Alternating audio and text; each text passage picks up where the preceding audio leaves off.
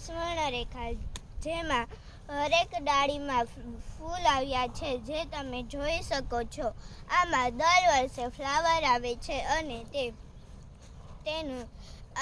તમે સ્ટોરેજ પણ કરી શકો છો. પાક્યા બાદ તમે તેને તોડી લીધા પછી 15 દિવસ સુધી તે બગડતી નથી અને આમાં દરેક ડાળીમાં ફ્લાવર આવે છે.